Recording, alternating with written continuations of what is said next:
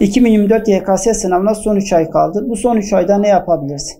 Başarı oranını artırabilmek için, netlerimizi artırabilmek için, özellikle üzerimize düşen görev ne? Son 3 ay en önemli süreçlerden biridir. Özellikle YKS sınavına hazırlanırken son 3 ay bir de ara dönem tatillerini iyi değerlendiren öğrenciler diğer öğrencilere nazaran hem daha başarılı hem net oranında daha fazla net yapabiliyorlar.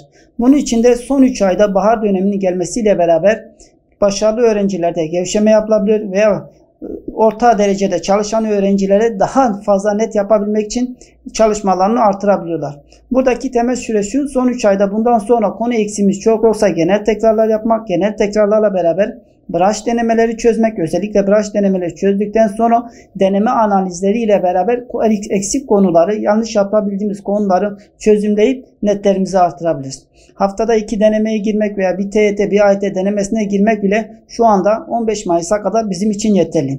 Ama önemli olan düzenli bir şekilde son 3 ayda çalışabilmektir. Burada üzerimize düşen en büyük şey senin çalışmayı kesintisiz olarak sürekli halde her gün rutin olarak devam edebilmektir. Özellikle eğitim koçuyla beraber veya bir rehber öğretmen gözetiminde veya bir veli gözetiminde çalışma programı devam eden öğrenciler daha başarılı olabilmektedir. Çünkü artık çağımıza bilgiye ulaşmak kolaydır. O bilginin devamlılığını getirmek, o bilgiyle beraber disiplin kazanabilmek en büyük etkenlerden biridir.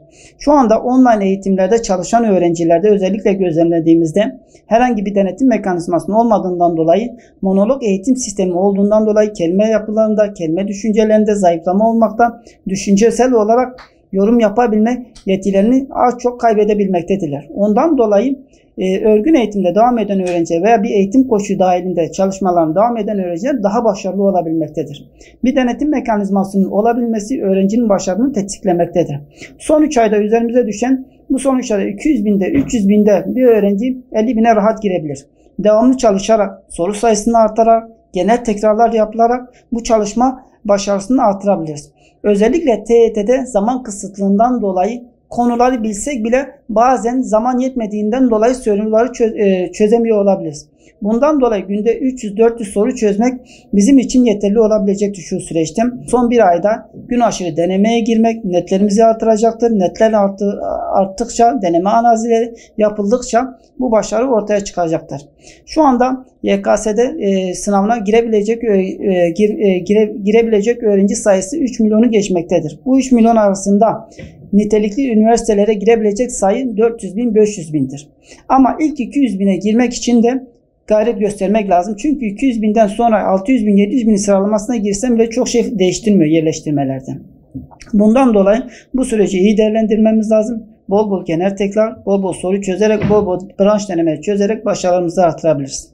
İkinci bir etkense sınavda yaşanan kaygı ve stresin en büyük nedenlerinden biri çok ders çalışamamam, konuları yetiştirememem ve hedefle çalışmanın, yani üniversite hangi bölümü istiyorsa ona göre bir çalışma programı olmaması. Hedef yüksekse çalışmanın ona göre de yüksek olabilmesi lazım. Tıp hazırlanan bir öğrencinin konuların çoğunun bir sene öncesinden bitirmesi lazım örneğin.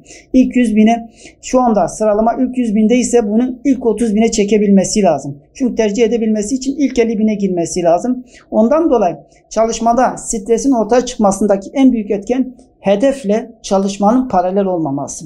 Yani bir öğrenci ne kadar çalışıyorsam hedefi de ona göre aslında olmalıdır. Yoksa çalışmadan hiçbir şekilde hiçbir bölüme yerleşemez. Ondan dolayı velilerden en büyük beklentimiz şudur: öğrencinin potansiyeline göre hangi bölüme yerleşecek? Çalışmayan bir öğrenciden tıp beklemek, mühendis beklemek şu anda hayal olarak görebiliriz. Ama öğrenci kendini biliyorsa, veli de öğrencisini tanıyorsa ona göre destekleyip ona göre onun kontrol mekanizmasını sağlaması lazım. Ona göre başarıyı ona yönlendirmesi lazım.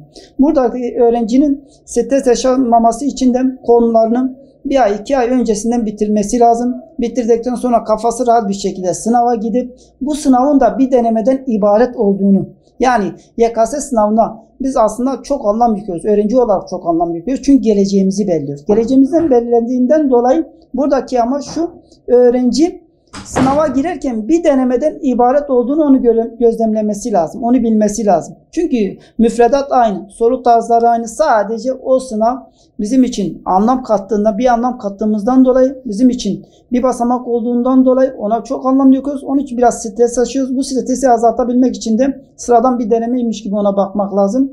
2024 YKS'ye girecek bütün öğrencilere başarılar diliyorum.